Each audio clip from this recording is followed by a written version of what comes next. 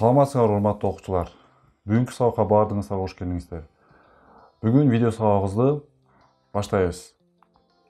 Өткөн сабагыбызда биз компьютердин функциясы жана адам менен салыштыруу жүргүзгөнбүз. Бүгүнкү сабагыбыздын темасы компьютердин аппараттык жабдылышы боюнча таанышабыз.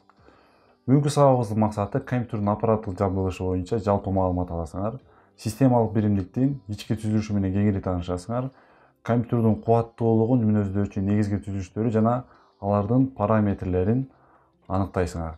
Компьютердин аппараттык жабдылышы бул информацияны иштетүү, сактоо жана чыгаруу ишке техникалык түзүлүштөрдүн байланыш системасын айтсак болот. Компьютерди биз эки бөлүккө бөлүп карайбыз. Аппараттык жана программалык. Бүгүн биз аппараттык жабдылыш боюнча таанышабыз. Ички жана сырткы түзүлүштөрү боюнча.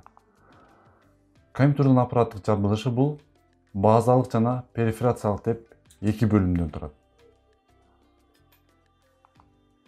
Компьютер негизги бириктиктерин карасак болот. Бул жакта компьютер, монитор, системдик биримдик, клавиатура жана электрондук чычкан. Бул компьютердин негизги сырткы бөлүктөрүн камтыйт.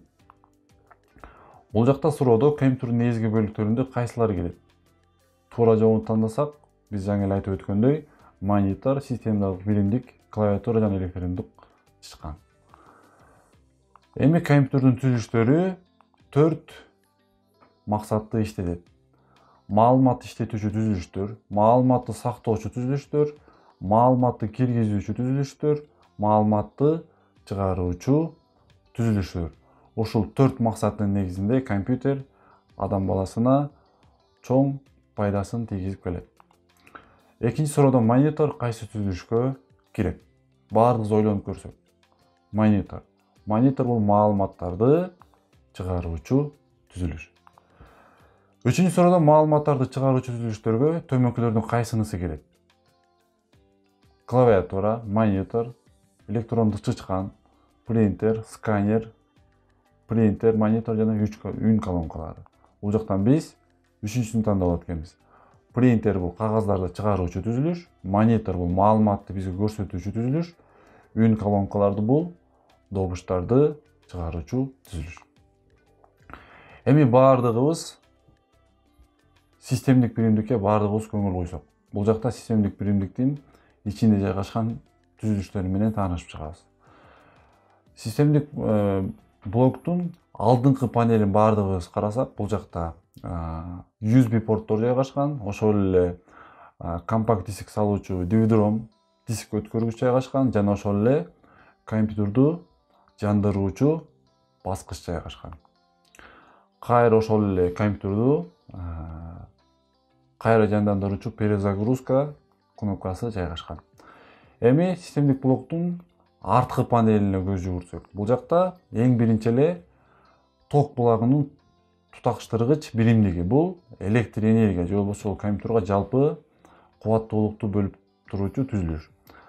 Ошол эле экинчисинде карасак, бул клавиатура жана электрондук чычкандын туташтыргыч портторун айтсак болот. Андан кийинки үн колонкаларын туташтыргыч порттор. Андан кийинки принтерлерди туташтыргыч порттор. Бардыгы стрелка менен көрсөтөт, маани берсеңиздер, жана мониторду туташтыргыч порттор.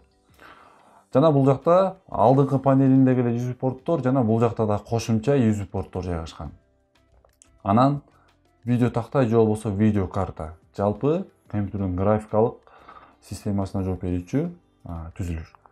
Эми андан ары системдик блоктун ичиндеги түзүлүштөрүнө көз жүгүртөбүз. Бул жакта эң биринчи эле ток азыктандыруучу биримдик. Бул жакта сүрөтү менен көрсөтүлүп турат, бардыгын көрүп атасыздар. Жана ошол эле диск салуучу DVD-ROM, андан кийинки катуу диск маалыматты узак убакытка сактоочу түзүлүш. Жана андан кийинки энелик плата, жалпы бардык ошол портторду иштетүүчү түзүлүш. Эми бул жерде энелик платага бардыгыбыз көз жүгүртсөк, бул жакта эң эле биринчи процессор, жалпы компьютердин иштөөсүнө, башкаруусуна, системалык жабдылышына жооп берүүчү түзүлүш. Андан кийинки видеокарта. атайын портторун көрсөтүлөт. Бул жакта стрелка менен сайылуучу, жайгаштырылуучу жерлер. Жана андан кийинки оператив тест, ыкчам эс деп айтсак болот. Маалыматты бат ыкчам сактоочу жана убактылуу сактоочу эс деп айтсак болот. Жана ошол эле аудио карта, үндөрдү кабыл алуучу түзүлүш. Анан бул жакта кулер, жалпы системдик блоктун ичиндеги ушул түзүлүштөрдүн баардыгын муздатып туруучу түзүлүш. Бул процессордун үстүнө жайгашкан вентилятор деп айтсак болот, муздатуучу түзүлүш. Эми андан ары энелик платанын аныктамасына көз жүгүрсөк, бул жакта энелик плата бул персоналдык компьютердин негизги компоненттери орнотулган көп катмарлуу татаал түзүлүш. Энелик плата баардык түзүлүштөрдүн иштерин ар тараптуу багыттап туруучу негизги функцияны аткарат. Бул жалпы ошол баардык түзүлүштөрдү бир жерге топтоочу түзүлүш деп айтсак болот. Анткени бул жака ошол эле оператив тестти да кошо алабыз, ошол эле катуу дискти, ошол эле ток азыктандыруучу, ошол нерселердин баардыгын ушул жерге топтоп, анан жалпы компьютерди кыймыл аракетке келтиребиз деп айтсак болот. Эми андан ары негизги параметрлерине көз жүгүртсөк, бул жакта процессордун негизги параметрлери жайгашкан, ошол эле модельдери жайгашкан, тактык жыштыгы жана ядронун саны жайгашкан. Моделине көз жүгүрсөк, бул жакта Celeron, Pentium жана Core i деген түрлөрү. Ошол эле тактык жыштыгы бул бир тактык жыштыгы келтирилген, бул 3,2 ГГц. Жана ядронун саны 4кө чейинки ядронун сандары көрсөтүлгөн. Эми андан кийинки оператив тестти карасак, бул жакта оператив тестте типтери боюнча, эстин көлөмү боюнча жана өткөрүү жөндөмдүүлүгү боюнча. Эми тибине кайрылсак, бул эмне үчүн DDR, DDR2 деп бөлүп коюшу мүмкүн? Бул компьютерлардын алдыга кадамдап өсүшүнө жараша ушундай аталыштарды берип койгон. Биз DDR-ге кайрыла турган болсок, бул эң биринчи чыгарыштагы компьютерларга таандык оператив тесттер. Жана DDR2 ошол эле андан ары DDR4 болуп, компьютерлардын жаңыланышына жараша оператив тесттердин дагы аталыштары өсүп кете берген сандары. Жана эстин көлөмү деле ошол, эң башы ошол 1 гигабайттан баштаса, азыр уже 8 гигабайтка чейинки көлөмдөрдү түзүп атат. Өткөрүү жөндөмдүүлүгү көрсөтүлүп турат. Бул жакта 3200 мегабайт секундасына. Эми андан ары 4-үнчү суроого көңүл бурсак, төмөндөгү түзүлүштөрдүн кайсынысы маалыматты алып жүрүүчү болуп эсептелбейт? Кайсынысы деп ойлойбуз? Маалыматты алып жүрбөйт. Кайсынысын эсептебесек болот?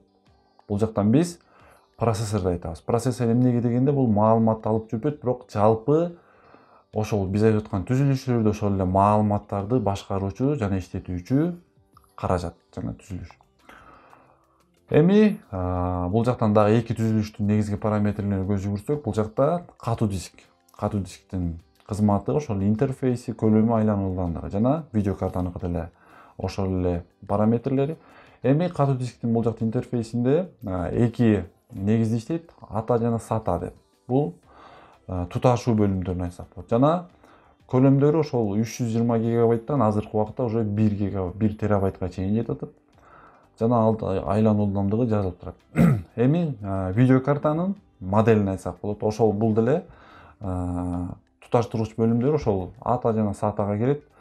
Жана видео эстин көлөмү башталышы 1 гигабайт болсо, азыркы убакта уже андан ары дагы көлөмү чоңойду.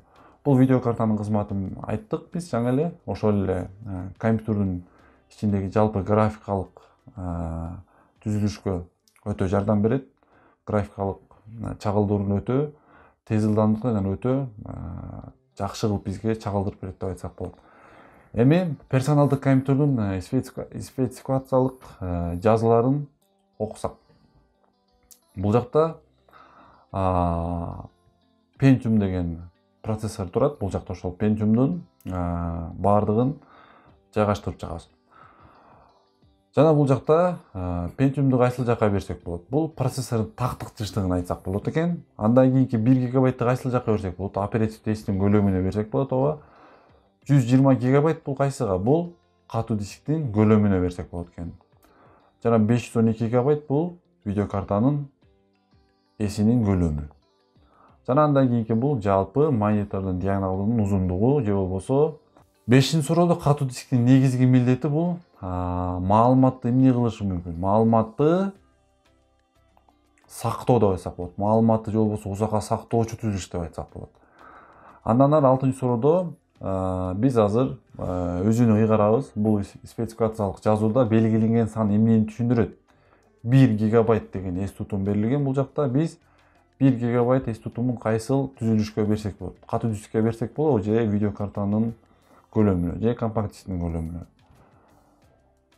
Бул түзүлүштөрдүн көлөмдөрү мынчалык өтө аз болушу мүмкүн эмес. Бул жакта биз оперативчи эске гана берсек болот. Андан ары сабагыбызды жыйынтыктайбыз. Бүгүнкү сабагыбыз сиздерге түшүнүктүү болду деп ойлойм. Бүгүнкү сабакта жалпы компьютердун ички жана сырткы түзүлүштөрү менен тааныштыңыздар. Жана иштөө кызматтары менен тааныштыңыздар, параметрлери менен тааныштыңыздар. Баардыгыңыздарга сабак түшүнүктүү болду деп ойлойм. Жана сиздерге үй тапшырма 12 беттеги суроолор жана тапшырмаларга баардыгыңыздар жакшы калыңыздар.